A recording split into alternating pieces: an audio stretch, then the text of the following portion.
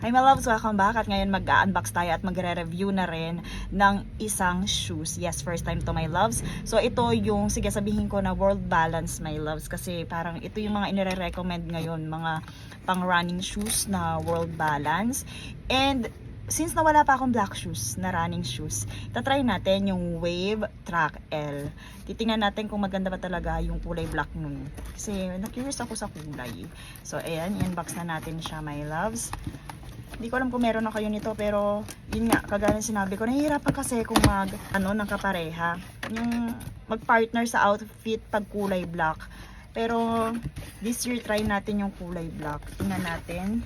Mukhang nakakakita naman ako ng mga outfit na bagay sa black and mukhang okay naman sila. So eto na siya my loves. Tingnan natin. Ayan. Ito, ayan siya my loves. Ito yung box niya. Wow! Actually, ako talaga, may ingat sa footwear. May ingat ako sa footwear. Hindi ako madalas bumili ng footwear. Kaya, talagang gusto ko pag bumibili ako matibay. So, kagaya ng kanilang packaging, ayan, meron dito. And, my loves, ang astig, ang cool ng design my loves. So ito siya wave track, lagi ko na and may ventilation siya, ito talaga. Look naman, tingnan nyo, ayan ang ventilation my loves. So wala pa talaga akong style nito and meron pala talagang ganito yung ventilation niya. Wow, ang ganda my loves. So may logo, may pangalan. Tingnan nyo naman my loves, ayan. Ang ganda, para siyang unisex pero ito is pang babae. Pang babae siya my loves and look at the design. Mataas my loves yung collar niya. So breathable talaga my loves. I think mahusay to my loves pag tag-init or pag tumatakbo ka ng matagal. Kasi feeling ko itong sole na to medyo malalim yung traction niya pero ang ganda, super astig.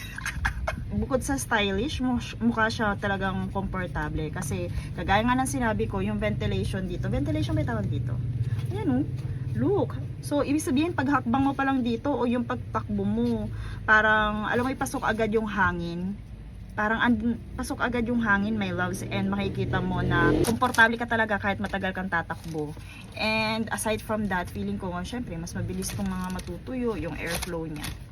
Look, ayan yung harapan. Ayan my loves yung harapan niya. Ayan, napaka-astig my loves.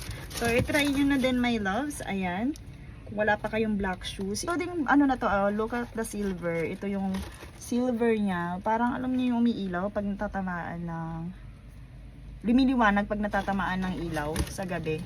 Parang ganun siya, nabitawag dun. My loves, ang astig!